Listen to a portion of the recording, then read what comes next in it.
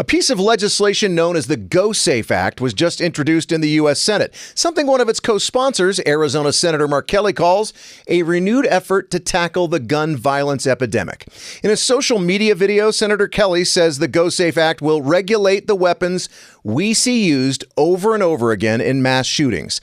The Go Safe Act would regulate the sale, transfer, and manufacture of one specific type of firearm: semi-automatic, gas-operated rifles, and the high-capacity magazines that go with them. But will the Go Safe Act work? Will it make a big difference in what Senator Kelly correctly calls a gun violence epidemic?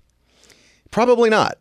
But maybe small-scale change with a little truth in advertising is better than none. Remember, once again, the Go Safe Act would specifically regulate a certain class of rifles. And he specifically says in his video promoting the Go Safe Act that it doesn't apply to shotguns, hunting rifles, or handguns. But handguns are by far the biggest part of our gun violence epidemic.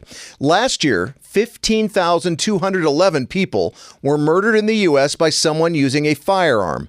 Among the gun homicides in which the type of gun was reported, almost 8,000 were committed by someone using a handgun, but fewer than 550 murderers used rifles. Handguns were used 12 times as often. In fact, more people were killed by someone using their feet or their fists than by those using a rifle.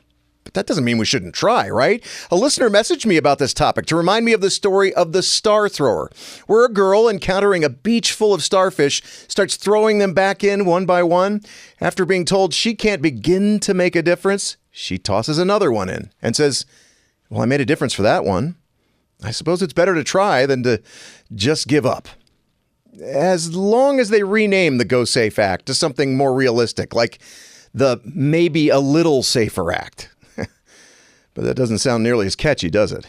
Thanks for watching Sharper Point. Click to see more from Arizona's Morning News and tap the button in the middle to subscribe.